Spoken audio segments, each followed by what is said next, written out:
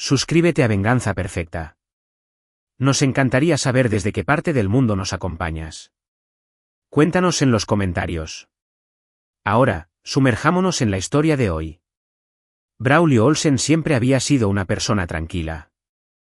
Mientras que su hermano menor, Luis, se unió a la Marina a los 18 años, impulsado por una inquieta necesidad de probarse a sí mismo, Braulio se quedó en su ciudad natal de San Miguel de Allende, Guanajuato. Se había hecho cargo del negocio de carpintería de su difunto padre, convirtiéndolo en algo más, muebles personalizados que clientes adinerados de Ciudad de México y Monterrey encargaban con meses de anticipación. A los 34 años, vivía solo en la casa en la que habían crecido, metódico y autosuficiente, sus días medidos en aserrín y cortes de precisión. Luis había sido desplegado a Okinawa hacía 3 meses. Antes de irse, le había pedido a Braulio que cuidara de su esposa, Catalina Marsal, y de su hijo de 2 años, Milán. Braulio había aceptado, aunque había sentido algo extraño en la petición. La voz de Luis tenía un peso que iba más allá de la ansiedad normal por el despliegue. Habían sido hermanos el tiempo suficiente para que Braulio leyera entre líneas. Catalina se había mudado a San Miguel de Allende hacía 4 años, llegando con una especie de encanto fabricado que hizo que Braulio fuera instintivamente cauteloso. Había trabajado como representante de ventas farmacéuticas, viajando constantemente, con una sonrisa brillante y ensayada. Había perseguido a Luis con una intensidad enfocada, quedando embarazada a los 6 meses de su primera cita. La boda se celebró rápidamente. Demasiado rápido, había pensado Braulio, pero nunca lo dijo. Luis tenía 26 años, estaba ansioso, y Catalina sabía exactamente cómo hacerse indispensable. Braulio la había observado cuidadosamente a lo largo de los años. Coleccionaba admiradores como algunas personas coleccionan arte, de manera casual, casi distraídamente, manteniendo siempre una negación plausible. En las reuniones familiares, tocaba los brazos un segundo de más, inclinándose más de lo necesario. Su risa estaba afinada para lograr el máximo efecto. Luis parecía ajeno, o quizás deliberadamente ciego. Braulio se había guardado sus observaciones. Algunas verdades solo importan cuando están listas para salir a la superficie. La primera visita había sido normal. Braulio había pasado un martes por la tarde y encontró a Catalina y Milán en el patio trasero. Ella había sido agradable, distante, claramente tolerando más que apreciando su presencia. Milán se había acercado gateando, agarrando la mano de Braulio con los dedos pegajosos, balbuceando en ese lenguaje privado que hablan los niños pequeños. El niño tenía los ojos de Luis, oscuros, confiados, abiertos. La segunda visita, 2 semanas después, ella no estaba en casa. Braulio había entrado con la llave de repuesto que Luis le había dado, llamándola al entrar. La casa tenía ese peculiar silencio de abandono reciente. Las luces encendidas, la televisión puesta en una habitación vacía, un tazón de cereal abandonado en la mesa de centro, con una capa de nata formándose en la superficie de la leche. Había encontrado a Milán en su cuna, con el pañal caído, la cara roja de tanto llorar. El niño había estado solo durante al menos 2 horas, tal vez más. Braulio lo cambió, le dio puré de manzana de la despensa y esperó. Catalina había regresado cerca del atardecer, con el pelo ligeramente despeinado, el maquillaje retocado pero imperfecto. No había ofrecido ninguna explicación más allá del hacer recados, con los ojos desafiándolo a que la cuestionara. Braulio no había dicho nada, pero había empezado a pasar sin avisar. Ahora, 3 semanas después, un jueves a las 4:47 de la tarde, Braulio entraba en el camino de entrada. La casa parecía normal desde el exterior. Una modesta casa de estilo rancho en un barrio de estructuras idénticas, cada una con su césped cuidadosamente mantenido y garajes para 2 coches. La camioneta de Luis estaba en el camino de entrada, aunque Luis estaba a 11,000 kilómetros de distancia.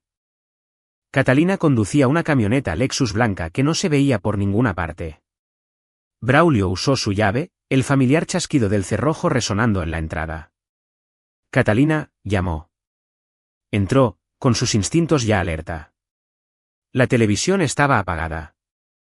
La casa tenía una calidad de silencio diferente a la de antes.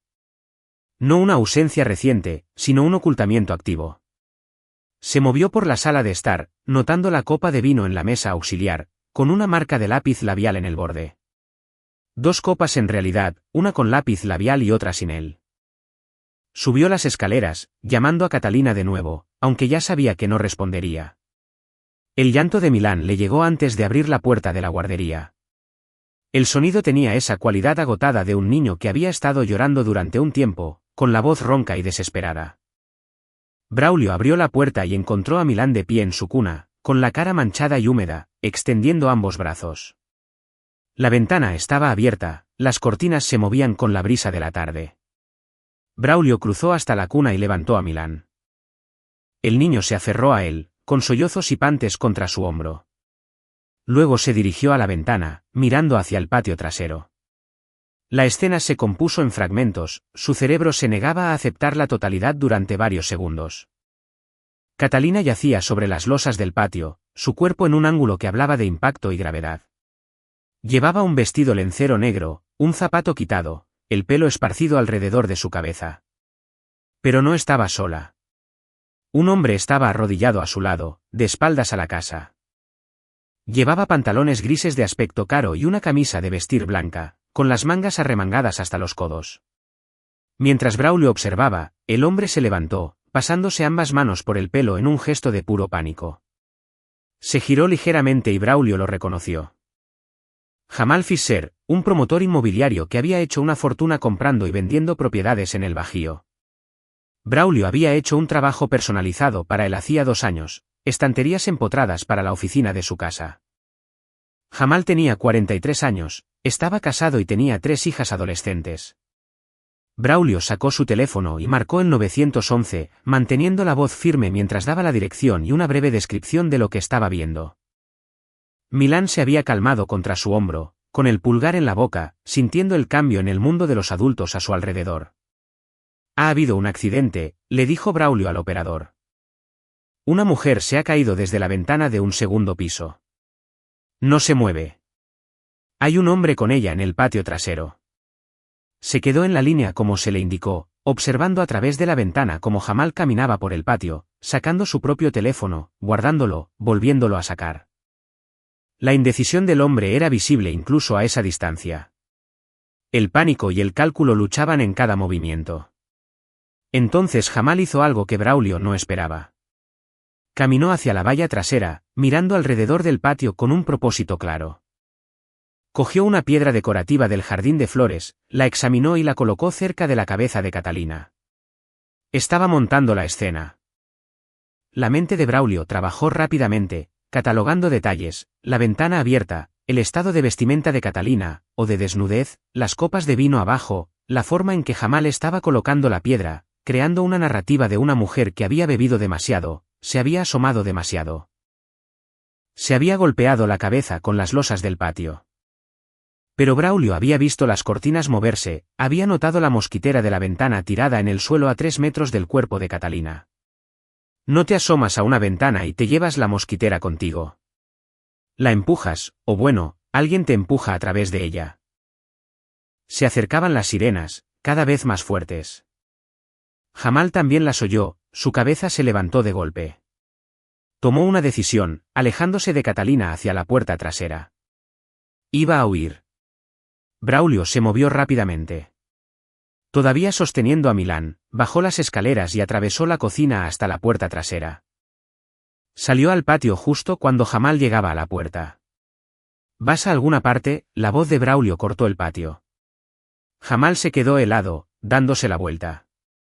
Su rostro pasó por varios cálculos en rápida sucesión. Lucha, huida, negación, excusa. Se decidió por la autoridad. ¿Quién diablos eres tú? Soy el hermano del marido de la mujer, dijo Braulio con calma. El que está desplegado en el extranjero. Puede que te acuerdes de mí. Construí esas estanterías en tu oficina. Jamal Fischer, ¿verdad? Promotor inmobiliario, casado con Dolores, padre de 3 niñas. El rostro de Jamal se puso pálido. Las sirenas estaban cerca ahora, tal vez a 2 manzanas. Fue un accidente, dijo Jamal rápidamente. Estaba borracha. Se asomó a la ventana con la mosquitera todavía puesta. Braulio señaló la mosquitera en el suelo. Esa es una física interesante. No lo entiendes. Entiendo mucho. Braulio cambió a Milán a su otra cadera. El peso del niño lo anclaba. Entiendo que estabas en esta casa con la esposa de mi hermano mientras su hijo lloraba solo arriba. Entiendo que ella yace muerta en este patio. Y estabas a punto de huir antes de que yo saliera. La mandíbula de Jamal se tensó. Fue un accidente, repitió, pero la convicción se había desvanecido de su voz. Las sirenas alcanzaron un crescendo y luego se cortaron. Braulio oyó portazos de coches delante de la casa, voces que llamaban. Mantuvo los ojos en Jamal, memorizando cada detalle del rostro del hombre. El miedo, el cálculo, el instinto de autoconservación que se activaría en el momento en que la policía entrara por esa puerta trasera. Dejaremos que ellos lo resuelvan, dijo Braulio uniformemente. El primer oficial entró por la puerta lateral, con el arma desenfundada hasta que evaluó la escena. Luego vinieron los paramédicos, aunque estaba claro por la posición de Catalina que no habría nada que hacer más allá de documentar y retirar. Llegaron más oficiales, asegurando la escena, separando a Braulio y Jamal, tomando declaraciones iniciales. Braulio se quedó en la cocina con Milán respondiendo preguntas mientras una oficial, la sargento Diana Riggs, según su placa de identificación, lo anotaba todo. Le contó sobre el despliegue de Luis, sobre qué le pidieron que cuidara de Catalina, sobre encontrar a Milán solo y a Catalina en el patio. Le habló de las copas de vino, la ventana abierta, la mosquitera y el hombre en el patio. La sargento Riggs preguntó, Jamal Fisher, el promotor inmobiliario local. Cuando miré por la ventana, estaba arrodillado a su lado. Luego se levantó, miró a su alrededor y colocó una piedra de jardín cerca de su cabeza. Parecía que estaba montando algo. Luego intentó irse por la puerta trasera. La pluma de la sargento Riggs se detuvo. ¿Montando la escena? Eso me pareció a mí. Tomó varias notas y luego se disculpó. Braulio observó por la ventana mientras ella conferenciaba con otros oficiales. Estaban mirando la piedra del jardín, la mosquitera, la ventana de arriba. Jamal estaba junto a la valla trasera, hablando rápidamente con un detective, sus manos moviéndose en gestos enfáticos. Los siguientes 10 minutos se desarrollaron de una manera que Braulio reproduciría innumerables veces después. El detective principal, un hombre de unos 50 años con el pelo canoso y ojos cansados, examinó la ventana, el patio y el cuerpo de Catalina con un cuidado metódico. Habló con Jamal largo y tendido, luego con Braulio de nuevo, haciendo preguntas detalladas sobre los plazos y las observaciones. Entonces Jamal cometió su primer error. Cuando se le preguntó sobre su relación con Catalina, negó conocerla más allá de un conocido casual. Dijo que pasaba por allí, vio a alguien caer y se detuvo a ayudar. Braulio escuchó esto desde la cocina, donde le estaba dando a Milán un vaso de agua. No dijo nada, esperando. El detective hizo una llamada telefónica. 10 minutos más tarde, llegó un técnico y comenzó a procesar la escena más a fondo. Encontraron las huellas dactilares de Jamal en la copa de vino sin lápiz labial. Encontraron su teléfono en el dormitorio de arriba, caído entre la mesita de noche y la pared, un detalle que se le había pasado por alto en su pánico. Jamal cambió su historia. Entonces habían estado teniendo una aventura. Hoy había sido un error, un momento de debilidad. Habían estado bebiendo vino, habían subido, habían discutido sobre la situación. Ella había estado emocional, inestable. Había ido a la ventana de la guardería, la había abierto para tomar aire. Estaba borracha, se había asomado demasiado. Él había entrado en pánico después de que ella cayera, sabía cómo se vería. Braulio observó que el rostro del detective permanecía neutral, profesional, pero vio el cálculo allí, el mismo que trabajaba en su propia mente. La mosquitera, la trayectoria, la fuerza que se necesitaría. El detective hizo que llevaran a Jamal a la comisaría para un interrogatorio formal. Procesaron la escena durante horas, fotografiando todo, midiendo ángulos, recogiendo pruebas. Un trabajador social llegó para Milán. Braulio discutió para quedarse con él, pero el protocolo ganó. El niño se fue con el trabajador social, aferrado a un elefante de peluche, su mundo fragmentándose de maneras que era demasiado joven para entender. A Braulio se le permitió irse cerca de la medianoche. Condujo a casa por calles vacías, su mente catalogando todo lo que había visto y oído. Catalina estaba muerta. Jamal Fischer había estado allí. La escena contaba una historia, pero Braulio aún no estaba seguro de qué historia era la verdadera. ¿Accidente, negligencia o algo más oscuro? Pensó en Luis, a 11,000 kilómetros de distancia, inalcanzable hasta mañana cuando las notificaciones oficiales pasaran por los canales militares adecuados. Su hermano volvería a casa con una esposa muerta, un hijo traumatizado y un desastre que tardaría meses o años en desenredarse. Braulio aparcó en su camino de entrada y se sentó en la oscuridad, con las manos en el volante. Él había sido el tranquilo, el firme, el hermano que se quedó atrás y construyó cosas hermosas de madera en bruto. Pero la calma era una elección, y la firmeza podía ser redirigida. Entró y preparó un café que no bebería, luego abrió su computadora portátil. Empezó con los registros públicos, las transacciones de propiedades, los archivos de negocios, cualquier cosa relacionada con Jamal Fischer. Luego pasó a las redes sociales, haciendo capturas de pantalla de publicaciones y fotos, documentando todo antes de que pudiera desaparecer. Porque Braulio entendía algo que el detective podría no ver todavía. Ya fuera que la muerte de Catalina fuera un accidente o intencionada, Jamal Fischer contrataría a un abogado, daría forma a la narrativa, protegería su reputación y sus activos. Los hombres como él siempre lo hacían. Construían imperios a partir de la desesperación de otras personas y se aislaban con dinero y conexiones. Pero Braulio se había pasado la vida adulta trabajando con las manos, entendiendo que la presión adecuada en el lugar adecuado podía transformar la madera maciza en algo nuevo.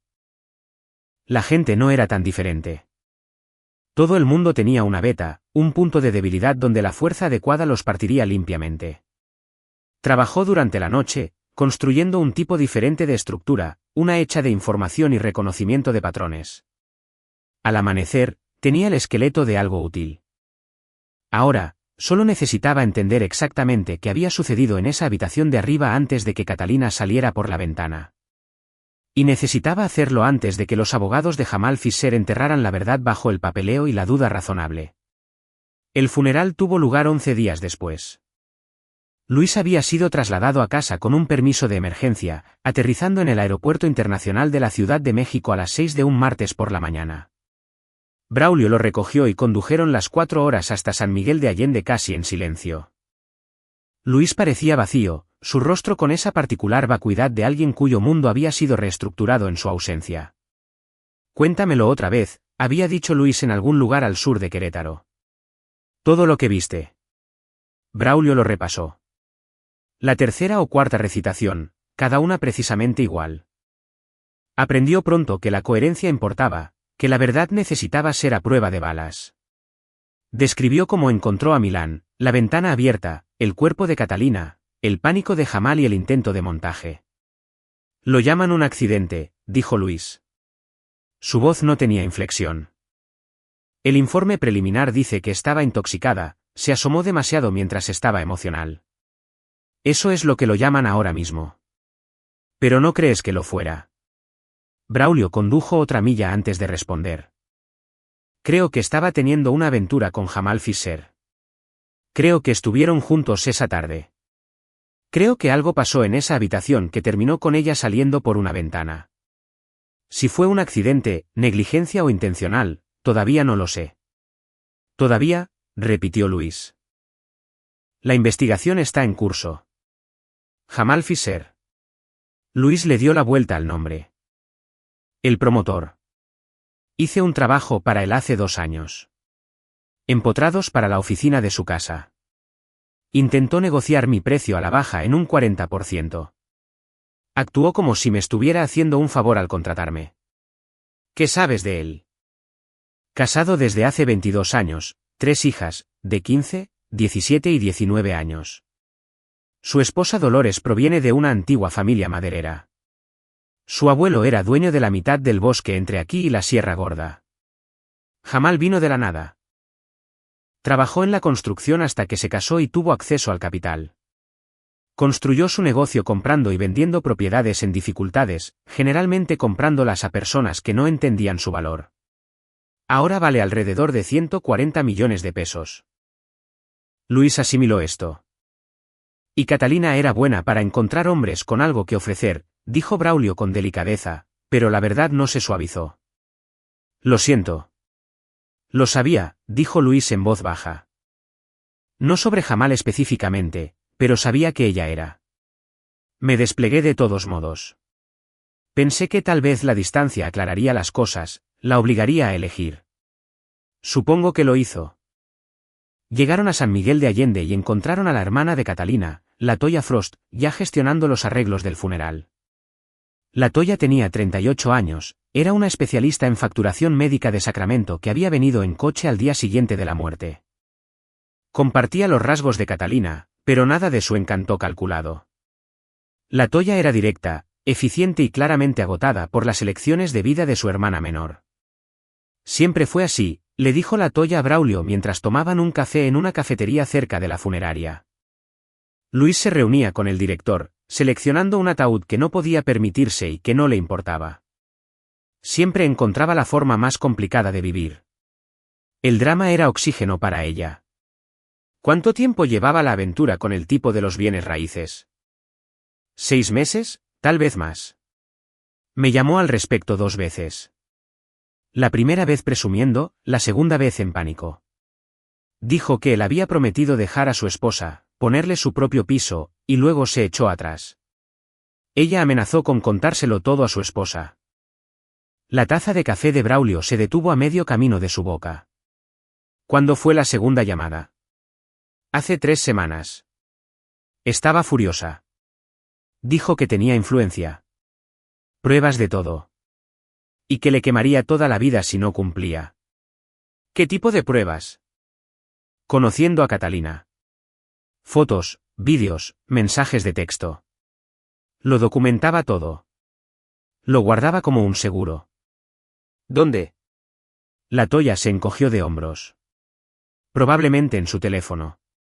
O respaldado en algún lugar. No era estúpida, solo destructiva.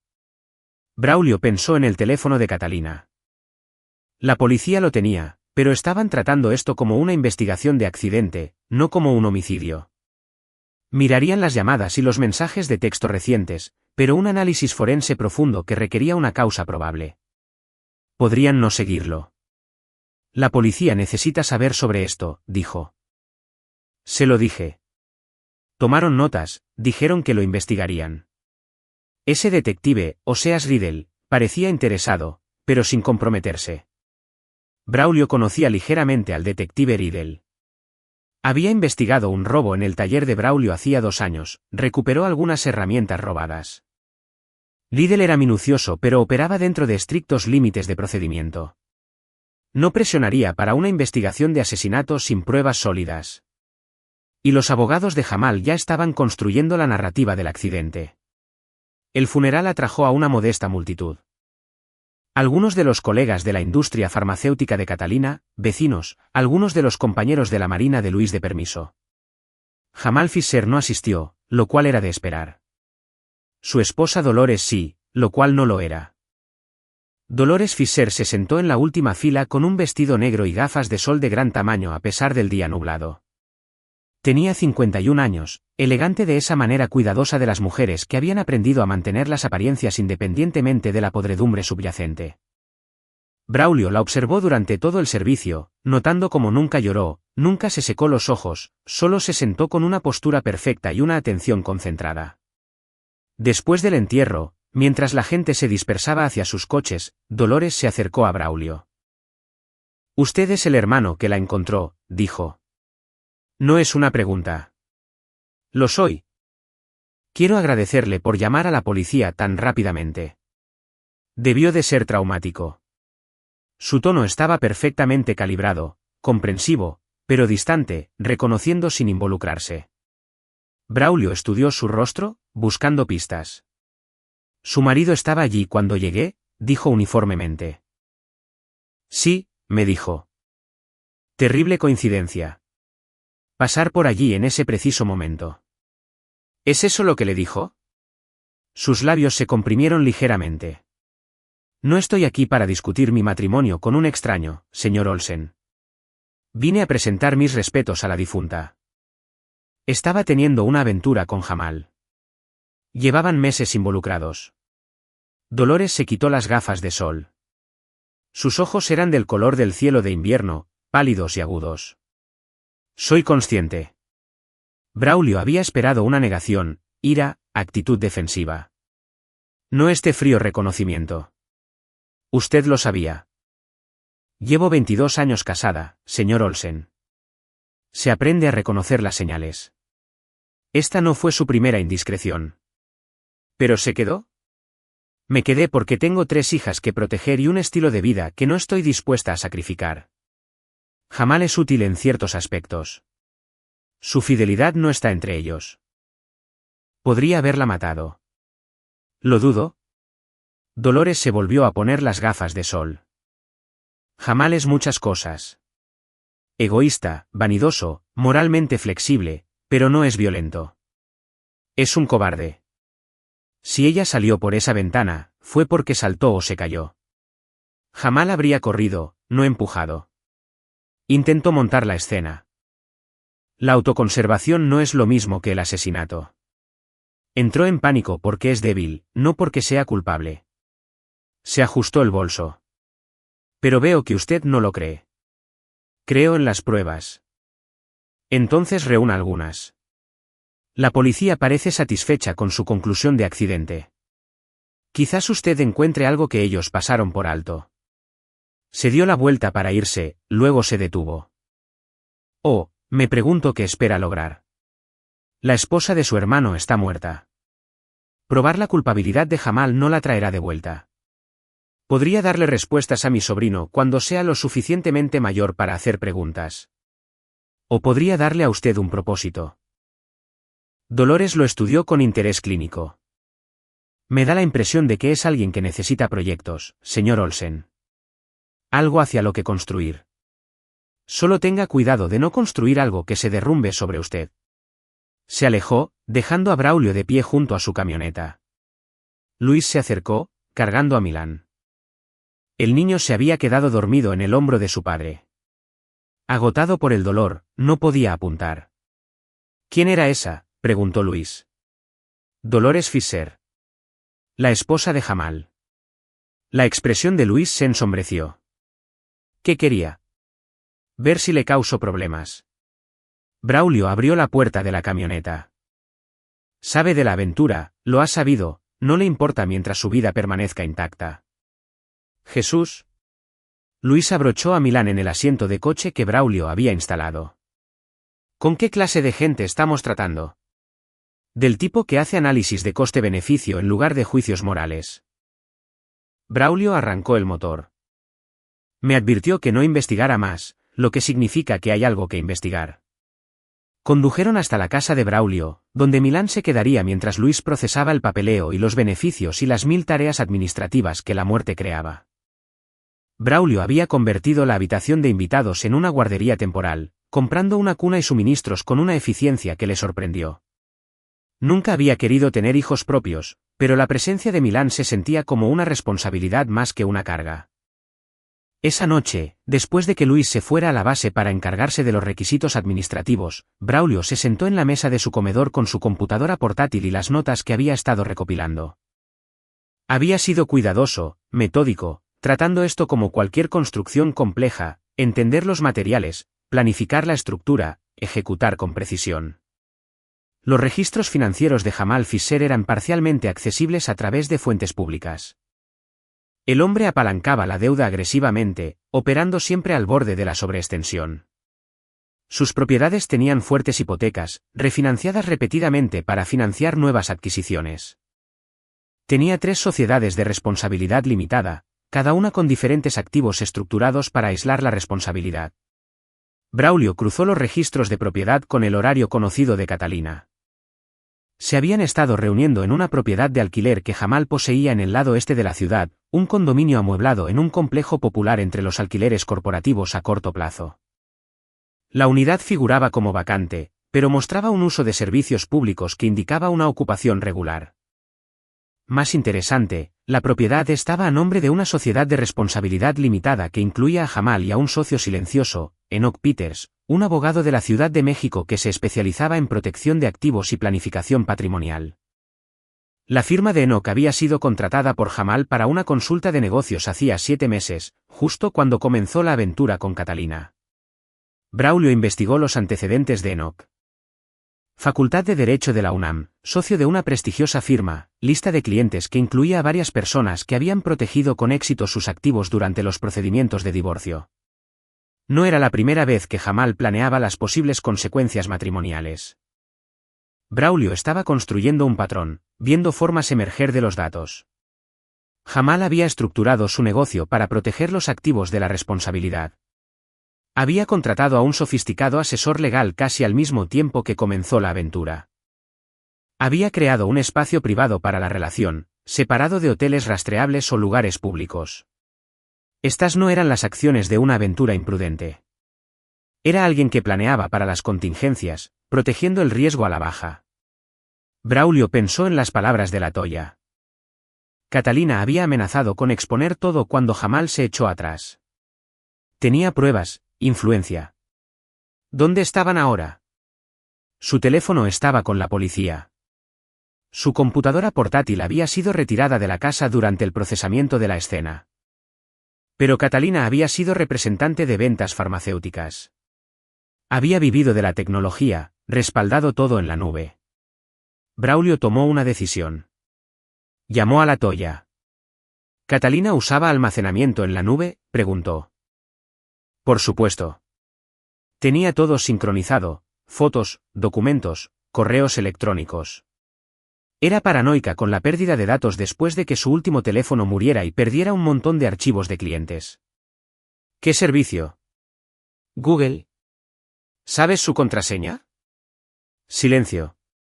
¿Podría? Necesito ver lo que respaldó. La policía podría no mirar sin una causa específica. ¿Eso? Eso podría ser ilegal. Latoya, tu hermana amenazó con exponer a Jamal Fisher 3 semanas antes de morir y salió por una ventana mientras él estaba en la habitación. La policía lo llama un accidente. ¿No quieres saber qué pasó realmente? Otra pausa. Su contraseña era el cumpleaños de Milán más un signo de exclamación y una M mayúscula. Braulio lo anotó. Gracias. Si alguien pregunta, yo no te lo dije. Entendido. Colgó y se quedó mirando la información. Esto era cruzar una línea. Significaba posibles consecuencias legales, contaminación de pruebas, compromiso ético. Pero también significaba la verdad, o al menos la proximidad a la verdad. Pensó en Milán durmiendo arriba, en Luis tratando de procesar una viudez repentina, en Catalina muerta por un accidente que se sentía cada vez más deliberado. Braulio abrió una ventana de navegador de incógnito y navegó a Google Drive. Introdujo la dirección de correo electrónico de Catalina y la contraseña que Latoya le había proporcionado.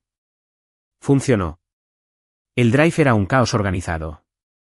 Carpetas etiquetadas por nombres de clientes, compañías farmacéuticas, archivos personales. Braulio comenzó con las fotos, encontrando miles de imágenes. La mayoría eran mundanas. Milán de varias edades, selfies, comida, instantáneas de vacaciones. Luego encontró una carpeta titulada Seguro, creada hacía 6 meses, modificada por última vez 3 semanas antes de su muerte. Dentro había vídeos, docenas de ellos. Braulio abrió el primero. Mostraba a Catalina y Jamal en la cama. El escenario era claramente el condominio de alquiler. El vídeo era explícito. Más importante aún, tenía fecha y hora, mostrando los metadatos incrustados en el archivo. También había mensajes de texto, capturas de pantalla de conversaciones en las que Jamal hacía promesas de dejar a Dolores, establecer a Catalina de forma independiente, proporcionar apoyo financiero. Hizo compromisos específicos, cantidades en pesos, plazos. Y había documentos, fotos de papeles legales. Catalina había obtenido de alguna manera o se le había mostrado un acuerdo posnupcial propuesto entre Jamal y Dolores que habría protegido la mayoría de sus activos en caso de divorcio. Tenía fecha de 2 meses después de que comenzara la aventura. Braulio se reclinó, procesando. Catalina había sido minuciosa, documentando todo con clara intención. Esto no era solo un seguro. Era munición. Si Jamal intentaba terminar las cosas, ella podría destruir su matrimonio, dañar su reputación comercial, potencialmente crear responsabilidad legal. El último archivo de la carpeta era una nota de voz grabada 2 días antes de su muerte. Braulio hizo clic en reproducir. La voz de Catalina. Tensa y enfadada. Esto es para mi hermana Latoya en caso de que algo suceda. Jamal me está amenazando. Dice que si publico algo del material que he recopilado, me hará arrepentirme. Está conectado con gente. Eso es lo que dijo. Conectado con gente que se encarga de los problemas. No sé si habla en serio o si intenta asustarme. Pero tengo miedo. Si estás escuchando esto, significa que algo salió mal. Jamal Fisher también sabe cosas sobre mí. Sobre el padre de Milán, sobre el dinero que tomé prestado de las cuentas de la compañía farmacéutica y lo reemplacé. Dice que irá a la policía con pruebas en mi contra si no borro todo y desaparezco. No sé qué hacer. La grabación terminó. Braulio se sentó en silencio, las piezas se reordenaron. Esto no era una simple aventura que salió mal. Era un chantaje mutuo, amenazas crecientes, 2 personas encerradas en una influencia destructiva la una contra la otra, y Catalina había terminado muerta. Descargó todo en una unidad encriptada, luego borró su historial de navegación y cerró la computadora portátil. Necesitaba pensar en su próximo movimiento con cuidado. Esta información era explosiva, pero también se había obtenido ilegalmente. Entregársela a la policía podría hacer que se excluyera como prueba. Usarla él mismo significaba convertirse en algo más que un testigo. Sonó su teléfono. El detective Riddle. Señor Olsen, siento llamarlo tan tarde. Tengo algunas actualizaciones sobre la investigación que quería compartir con usted directamente. El pulso de Braulio se aceleró. ¿Se lo agradezco? El médico forense ha completado la autopsia. El nivel de alcohol en sangre era de 14. Legalmente intoxicada pero no incapacitada. La causa de la muerte fue un traumatismo por objeto contundente en la cabeza. Consistente con golpear el hormigón desde la caída de un segundo piso. No había heridas defensivas. No había señales de lucha. ¿Y la mosquitera de la ventana? Los forenses dicen que podría haber sido empujada al caer o retirada antes. La fuerza requerida no sería significativa. ¿Y Jamal Fisher? Su declaración ha sido consistente. Admite la aventura, admite haber estado presente, mantiene que la señora Olsen estaba emocional e intoxicada, que fue a la ventana a tomar aire y se cayó. Sus registros telefónicos apoyan su cronología. No encontramos pruebas de altercado físico. Así que, lo está cerrando como muerte accidental a menos que surjan nuevas pruebas. Sí, sé que no es lo que quería oír, señor Olsen. Pero a veces la respuesta simple es la verdadera. Braulio le dio las gracias y terminó la llamada. Se sentó en la sala de estar a oscuras, pensando en la nota de voz, en el miedo de Catalina, en las amenazas de Jamal. Luego pensó en algo que Dolores había dicho. Jamal es útil en ciertos aspectos. Si Jamal tenía conexiones que se encargaban de los problemas, ¿de dónde venían esas conexiones? Un hombre que había trabajado en la construcción antes de casarse con dinero no desarrollaba esos recursos de la noche a la mañana. Braulio volvió a su computadora portátil y comenzó una nueva búsqueda. Esta vez se centró en los primeros años de Jamal. Encontró antiguas sociedades comerciales, sociedades de responsabilidad limitada disueltas, un patrón de asociación con personas que habían sido investigadas, aunque rara vez procesadas, por diversos delitos financieros. Evasión de impuestos, fraude electrónico, fraude de seguros. Un nombre aparecía repetidamente. Horacio Hani, un contratista general que había realizado trabajos comerciales a gran escala en todo el sur de Guanajuato. Horacio había empleado a Jamal a mediados de los 90, y luego se asoció con él en varias de las primeras compras y ventas de propiedades. La sociedad había terminado mal, con demandas y contrademandas, finalmente resueltas fuera de los tribunales. Horacio tenía 63 años ahora, semi-retirado, viviendo en Irapuato. Había sido investigado 2 veces por conexiones con la corrupción de los sindicatos, pero nunca fue acusado. Su hijo, Cristóbal Foley, Con un apellido diferente, el apellido de la esposa de Horacio, trabajaba como consultor de negocios, lo que la investigación de Braulio sugirió que era un código para diversas formas de resolución de problemas que existían en las zonas grises legales. Esta era la conexión. Jamal conocía a gente a través de Horacio, gente que podía aplicar presión, crear miedo, potencialmente organizar accidentes. El teléfono de Braulio vibró con un mensaje de texto de Luis. Pesadilla administrativa. Pasarán unos días más antes de que pueda volver. ¿Cómo está Milán? Bien, respondió Braulio. Durmiendo ahora. Tómate tu tiempo. Miró la unidad encriptada que contenía los archivos de Catalina. Pensó en la nota de voz, en su miedo, en sus amenazas documentadas contra Jamal igualadas por las amenazas de él contra ella. La policía estaba satisfecha con su conclusión de accidente. Jamal volvería a su vida, quizás más cuidadoso la próxima vez, pero fundamentalmente sin cambios. Dolores mantendría su cómoda ignorancia. Milán crecería con preguntas sin respuesta, a menos que Braulio hiciera algo. Pensó en el taller de carpintería, en la forma en que la precisión y la paciencia podían transformar las materias primas en algo refinado y permanente, en cómo la presión adecuada aplicada correctamente podía lograr resultados que la fuerza bruta nunca podría. Braulio tomó su decisión. No iba a entregar las pruebas a la policía. Iba a usarlas para otra cosa. Pasaron 3 meses. El verano llegó al Bajío con su patrón familiar de días calurosos y noches frescas. Turistas abarrotando el Festival Cervantino de Guanajuato. La vida seguía como si Catalina Marsal nunca hubiera existido. Luis había regresado a Okinawa para completar su despliegue. Milán se quedó con Braulio. El acuerdo se formalizó a través del Tribunal de Familia. Braulio había convertido la guardería temporal en algo permanente, ajustó su horario de trabajo en torno a la guardería y las rutinas de los niños pequeños, y descubrió una capacidad de paciencia que no sabía que poseía. Para los observadores externos, Braulio Olsen había seguido adelante. Dirigía su negocio de carpintería, cuidaba a su sobrino, asistía a un grupo de apoyo al duelo que se reunía los martes por la noche en una iglesia metodista. Estaba tranquilo, firme, procesando el trauma a través de una rutina productiva. Pero en las horas posteriores a que Milán se durmiera, Braulio estaba construyendo algo más. Se había pasado el primer mes solo observando los patrones, las rutinas y las vulnerabilidades de Jamal Fisher. Jamal, en efecto, había vuelto a su vida normal. La aventura con Catalina aparentemente no le había enseñado nada sobre la discreción. A mediados de mayo, estaba involucrado con alguien nuevo. Randy Huber, una arquitecta de 29 años que se había mudado recientemente a San Miguel de Allende para trabajar en un proyecto de desarrollo comercial que Jamal estaba financiando. Braulio también catalogó esto.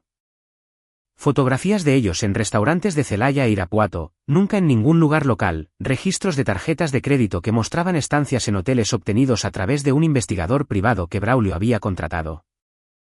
Un ex detective llamado Benny Kidd que operaba desde la Ciudad de México y no hacía preguntas más allá de lo que el trabajo requería. Benny también había confirmado la conexión de Jamal con Horacio Hani y Cristóbal Foley. Cristóbal hace trabajos de ejecución para varios intereses comerciales, había explicado Benny durante una reunión en una cafetería de Querétaro.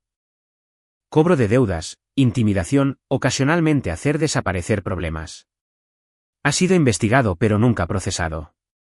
Lo suficientemente inteligente como para mantenerse aislado.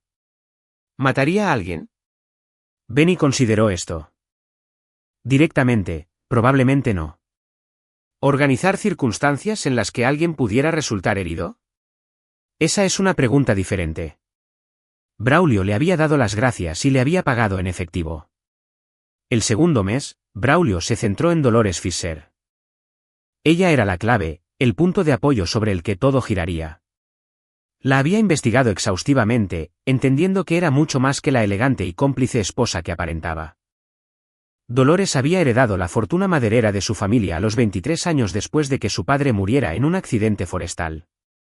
Había hecho crecer la cartera agresivamente, invirtiendo en bienes raíces y empresas de tecnología, convirtiendo 140 millones en 525 millones en 3 décadas. Jamal tenía acceso a parte de esa riqueza a través de su matrimonio, pero Dolores había protegido la mayor parte a través de cuidadosas estructuras legales. El acuerdo postnupcial que Catalina había fotografiado era real, y era férreo. Si Jamal iniciaba el divorcio, se iría casi sin nada. Si Dolores lo iniciaba, el mismo resultado. Pero había disposiciones por culpa, adulterio, específicamente. Si Dolores podía probar la infidelidad en serie de Jamal, podría anular el acuerdo y buscar una división más equitativa. Había decidido no hacerlo. Año tras año, aventura tras aventura, Braulio necesitaba entender por qué. Encontró la respuesta en sus hijas. La mayor, Georgina Schneider, tenía 19 años y estudiaba en el TEC de Monterrey. La del medio, Sherry Hill, de 17 años, era una amazona de competición que entrenaba para las pruebas olímpicas. La menor, Louise Graves, de 15 años, era una pianista clásica que actuaba en competiciones nacionales. Las tres chicas adoraban a su padre. Jamal, a pesar de todos sus defectos como marido, era aparentemente un padre atento y cariñoso. Asistía a las competiciones de Sherry, volaba a Monterrey para los eventos importantes de Georgina, se sentaba en los recitales de piano de Louise con genuino orgullo. Dolores se había quedado para preservar la relación de sus hijas con su padre, no por amor o miedo, sino por una calculada protección de lo que más le importaba. Esta era una información útil. En el tercer mes, Braulio implementó su plan. Comenzó con un paquete anónimo entregado al abogado personal de Dolores Fischer, no al abogado de Jamal, sino a su propio asesor independiente, una mujer llamada Tammy Mooney, que se especializaba en casos de divorcio de alto patrimonio. El paquete contenía una unidad flash con contenido seleccionado de la carpeta Seguro de Catalina, vídeos de Jamal con Catalina, mensajes de texto haciendo promesas específicas y documentación de la cronología de la aventura. Notablemente ausente estaba la nota de voz o cualquier cosa que sugiriera las amenazas de Jamal o el miedo de Catalina. Braulio incluyó una nota mecanografiada. La señora Fischer merece saber el alcance de las recientes actividades de su marido. La difunta lo documentó todo a fondo. Hay copias. Tammy Mooney estaría éticamente obligada a informar a Dolores. Lo que Dolores decidiera hacer con la información era su decisión. Braulio esperó. 4 días después, sonó su teléfono. Número desconocido. Señor Olsen, soy Dolores Fischer. Creo que tenemos que hablar. Se encontraron en un parque estatal a las afueras de Irapuato, territorio neutral, donde era poco probable que los viera alguien que los conociera. Dolores llegó en una camioneta Mercedes, vestida con ropa informal que probablemente costaba más que los ingresos mensuales de Braulio. Llevaba ese tipo de confianza discreta que proviene de no tener que demostrar nada nunca. Usted envió el paquete a mi abogado, dijo sin preámbulos. Pensé que merecía saberlo. Ya sabía de la aventura con Catalina. Se lo dije. Pero no sabía que ella lo documentó tan a fondo. Y no sabía que él ya estaba involucrado con alguien nuevo. La expresión de Dolores no cambió, pero algo se movió en sus ojos. Randy Huber. ¿Se ha dado cuenta? Me doy cuenta de todo, señor Olsen. Simplemente elijo mis batallas. Se cruzó de brazos. ¿Qué quiere? Quiero saber qué le pasó a Catalina. La policía concluyó que fue un accidente. La policía concluyó lo que las pruebas les permitieron concluir. Pero usted y yo sabemos que su marido es capaz de hacer desaparecer problemas. ¿Cree que Jamal la mató? Creo que la amenazó y ella terminó muerta. Si la empujó o creó circunstancias en las que se cayó. Importa la distinción. Dolores guardó silencio durante un largo momento, estudiando el lago que se extendía ante ellos. Mis hijas aman a su padre. Sé que si me divorcio de él, sobre todo si lo hago pública y acrimoniosamente, dañará su relación con él. Georgina tiene edad suficiente para entenderlo, pero a Louise y Sherry les costaría. Elegirían bandos, y el bando que eligieran crearía heridas. Así que, no va a hacer nada. No he dicho eso. Dolores se volvió para mirarlo. Dije que elijo mis batallas. Jamal es útil. Es bueno con las chicas. Se encarga de ciertos asuntos de negocios de forma competente. Y se mantiene al margen de mis intereses principales. Pero también es un lastre. Su juicio es pobre. Sus aventuras se están volviendo complicadas. Su socio es más problemático. Con el tiempo, creará una crisis que no podré contener. Así que, está esperando a que se autodestruya. Estoy gestionando el riesgo hasta que el análisis de coste-beneficio cambie. Inclinó la cabeza ligeramente. Pero usted ha cambiado el cálculo. Esta documentación de la aventura con Catalina, si hay copias, si se hiciera pública, me daría influencia para un divorcio por culpa sin que las chicas me culparan. No sabía el alcance hasta que surgieron las pruebas. Negación plausible. Braulio había anticipado esto. La documentación existe, múltiples copias aseguradas de forma segura. Y me la proporcionaría cuando tenga respuestas sobre lo que realmente le pasó a Catalina. ¿Cómo conseguiría esas respuestas? Jamal habla con usted. Quizás no de todo, pero de lo suficiente. Llevan 22 años casados. Sabe cómo piensa, de lo que es capaz. Y tiene acceso a sus conexiones. Horacio Hani, Cristóbal Foley. La expresión de Dolores se agudizó. Ha investigado a fondo. Estoy motivado. ¿Por qué? La esposa de su hermano está muerta. Probar la culpabilidad de Jamal no cambiará eso. No ayudará a su hermano ni a su sobrino. Le dará a Milán la verdad cuando sea lo suficientemente mayor para entenderla, y se asegurará de que Jamal se enfrente a las consecuencias. Justicia, dijo Dolores como si probara una comida desconocida. Es usted un idealista. Soy un artesano. Creo en la precisión y en las conclusiones adecuadas. Ella sonrió ligeramente.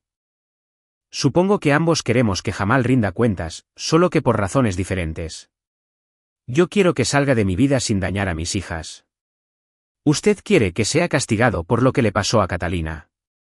¿Puede ayudarme? Dolores lo consideró. Jamal guarda una caja fuerte en la oficina de su casa. Nunca le he preguntado qué hay en ella. Negación plausible de nuevo. Pero tengo la combinación. Podría mirar, ver si hay algo relevante. Eso sería útil. Si hago esto, y si encuentro algo, me proporcionará la documentación completa, todo lo que Catalina recopiló. Sí. Y testificará si es necesario sobre lo que vio el día que ella murió. Si es necesario. Dolores extendió la mano. Entonces tenemos un acuerdo, señor Olsen. Braulio la estrechó, sellando una asociación con una mujer que no le gustaba especialmente, pero a la que respetaba profundamente. Se estaban usando mutuamente, ambos persiguiendo objetivos separados que se alineaban temporalmente. Era honesto a su manera. 3 días después, Dolores llamó. La caja fuerte contiene varias cosas. Documentos de negocios, algo de dinero en efectivo y un teléfono desechable. Revisé el historial de llamadas del teléfono. Hay varias llamadas a un número registrado a nombre de Cristóbal Foley. Incluida una el día antes de que Catalina muriera y 2 en la semana posterior. El pulso de Braulio se aceleró. ¿Se enfrentó a Jamal? Todavía no. Quiero saber qué planea hacer con esta información. Voy a hablar con Cristóbal Foley. Eso es peligroso. Probablemente. No es alguien que responda bien a la presión. No pienso presionarlo. Pienso ofrecerle algo. ¿Qué podría ofrecerle usted? Una salida, dijo Braulio. Todo el mundo tiene algo que teme perder. Solo necesito averiguar qué es lo que más valora Cristóbal. Esa investigación tardó otra semana. Cristóbal Foley tenía 38 años, estaba divorciado y era padre de 2 hijos que vivían con su madre en la Ciudad de México. Pagaba la pensión alimenticia de forma fiable. Braulio encontró los registros judiciales, los visitaba cada 2 fines de semana. Su exesposa, Tania Costa, había solicitado el divorcio después de descubrir que las actividades comerciales de Cristóbal incluían cosas con las que no podía vivir. Pero Cristóbal había sido cuidadoso durante el divorcio. Había aceptado un acuerdo moderado, mantenía relaciones amistosas con Tania y priorizaba el acceso a sus hijos por encima de las consideraciones financieras. Los hijos eran su vulnerabilidad. Braulio se puso en contacto a través de Benny Kidd, quien organizó una reunión en un bar de Irapuato. Cristóbal llegó exactamente a la hora, Un hombre compacto con ojos vigilantes y el tipo de quietud que proviene de la violencia controlada.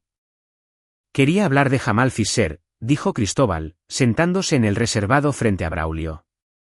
Quiero hablar de lo que Jamal le contrató para hacer con respecto a Catalina Marsal. No sé de qué está hablando. Está conectado con Jamal a través de su padre, Horacio. Jamal lo llamó el día antes de que Catalina muriera. Lo llamó 2 veces más en la semana posterior. Supongo que lo contrató para que se encargara de un problema. Cristóbal bebió un sorbo de su cerveza. Esa es una teoría interesante. No es una teoría. Es un patrón. Catalina estaba chantajeando a Jamal. Amenazó con exponer su aventura y destruir su matrimonio. Él la amenazó a su vez. Dijo que estaba conectado con gente que se encarga de los problemas. Ese es usted. La contrató para que la asustara o la amenazara o posiblemente ¿la hiriera? Está especulando. Lo estoy. Braulio se inclinó hacia adelante. Porque esto es lo que creo que pasó. Jamal lo contrató para intimidar a Catalina. Tal vez se suponía que debía tener una conversación con ella. Asegurarse de que entendiera las consecuencias de no echarse atrás. Pero algo salió mal. O usted se puso demasiado agresivo o Jamal lo hizo o Catalina entró en pánico. Sea como fuere.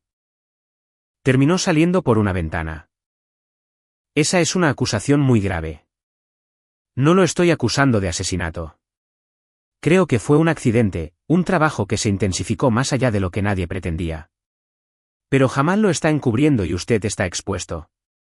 La expresión de Cristóbal permaneció neutral, pero sus dedos se tensaron en la botella de cerveza. ¿Qué quiere? La verdad. ¿Qué pasó realmente ese día? ¿Y si se lo digo? Entonces me aseguro de que las pruebas que salgan a la luz apunten a Jamal, no a usted. Tengo documentación de su aventura con Catalina. Pruebas de sus amenazas y pruebas de sus llamadas a usted. Puedo construir una narrativa en la que fue contratado bajo falsos pretextos. Donde Jamal es el actor principal y usted una figura periférica. Usted me protege. Lo posiciono correctamente. Usted no mató a Catalina. Pero sabe quién lo hizo, o al menos cómo sucedió. Deme esa información y me aseguraré de que se mantenga al margen cuando esto se derrumbe. Cristóbal guardó silencio durante mucho tiempo. Braulio podía ver el cálculo que se estaba produciendo. Riesgo contra recompensa, exposición contra protección. Jamal me contrató para tener una conversación con ella, dijo Cristóbal finalmente. Solo una conversación. Dejar claro que llevar a cabo sus amenazas tendría graves consecuencias. No se suponía que la lastimara, solo que la asustara. Pero Jamal estaba allí cuando llegué. Me dijo que nos encontráramos en la casa. Que me dejaría entrar. Hablaríamos con ella juntos. Cuando llegué, él ya estaba arriba con ella. Los oí discutir. Para cuando llegué a la habitación, ella estaba saliendo por la ventana. La sangre de Braulio se heló. Lo vio empujarla. La vi salir. Si la empujó o ella se cayó hacia atrás tratando de alejarse de él, no lo sé. Sucedió rápido. Estaba allí, y luego no. ¿Qué dijo Jamal? Entró en pánico. Dijo que fue un accidente. Que ella se abalanzó sobre él y él la empujó hacia atrás por reflejo. Dijo que teníamos que hacer que pareciera que se cayó mientras estaba borracha. Le dije que yo no era parte de esto. Que me habían contratado para una conversación. No para un encubrimiento. Dijo que ya estaba involucrado, que había estado en la casa, que si la verdad salía a la luz, yo también me hundiría. Así que, lo ayudó a montarlo. Me fui. Le dije que lo resolviera él mismo. Pero cuando oí que intentó hacerlo parecer un accidente, me callé. Tenía razón. Yo había estado allí. Mi participación no se vería bien. Braulio procesó esto. Jamal había estado allí cuando Catalina salió por la ventana. Ya fuera que la hubiera empujado deliberadamente o que se hubiera caído durante una confrontación, él era directamente responsable. Necesito que testifique sobre esto. Cristóbal se rió con dureza. ¿Testificar? ¿Cree que voy a entrar en un tribunal y admitir que me contrataron para intimidar a alguien que terminó muerta? Usted testifica que fue contratado para una conversación, que Jamal tergiversó la situación y que fue testigo de la confrontación. Usted no participó en su muerte. Es un testigo. Soy cómplice de lo que sea que haya pasado después. Sabía que Jamal lo estaba encubriendo y no dije nada. Si no dice nada, Jamal queda libre. Si testifica, tiene inmunidad a cambio de cooperación. Tengo conexiones, gente que puede hacer que ese acuerdo se concrete. Esto era en parte un farol. Braulio conocía al detective Riddle, pero no controlaba las decisiones de la fiscalía. Aún así, Cristóbal no necesitaba saber los límites de la influencia de Braulio. Necesito pensar en esto, dijo Cristóbal. Tiene 48 horas. Después de eso, iré a la policía con todo lo que tengo, incluida su conexión con Jamal y su presencia en la escena. Puede ser un testigo o un coacusado. Su elección. Cristóbal se fue sin decir otra palabra. Braulio se sentó en el reservado, con las manos temblando ligeramente por la adrenalina. Acababa de acorralar a un hombre peligroso, apostando a que el miedo a la exposición superaría la lealtad o la autoconservación. Ahora, necesitaba asegurarse de que su influencia fuera tan fuerte como había dado a entender. Llamó a Dolores Fisher. Necesito que haga algo por mí, dijo cuando ella respondió. Y va a requerir que finalmente se enfrente a Jamal. Estoy escuchando. Braulio le explicó lo que necesitaba. Hubo un largo silencio. Eso es un gran riesgo, dijo Dolores finalmente. También es su mejor oportunidad para terminar este matrimonio en sus términos, con la simpatía de sus hijas en lugar de su resentimiento. Es usted un hombre manipulador, señor Olsen. Aprendí observándolo a usted. Ella se rió suavemente. Justo. Lo haré, pero necesita cumplir con su parte, documentación completa y el testimonio de Cristóbal. 48 horas. Braulio terminó la llamada y condujo a casa. Milán estaba con la cuidadora que había aceptado un horario extendido. Braulio se sentó en su taller, rodeado de proyectos a medio terminar, y pensó en las piezas que se movían a su posición. Estaba cerca. Tan cerca de la verdad, de la justicia, del tipo de conclusión precisa que coincidía con su comprensión de cómo debería funcionar el mundo.